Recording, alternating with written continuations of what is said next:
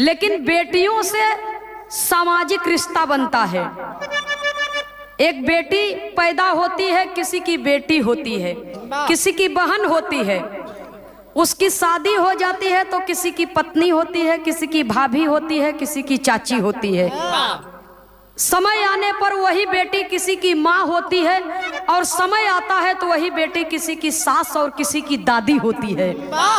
तो ये दुनिया में समाज के जितने भी रिश्ते हैं, सब के सब रिश्ते बेटियों से बनते हैं। फिर भी लोगों के हृदय में दुख है, क्यों?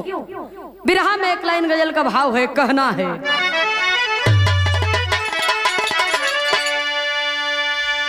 जे करे घरवा में बिटिया सयानी भई, जे करे घरवा में बिटिया सयानी भई, ओ के भाव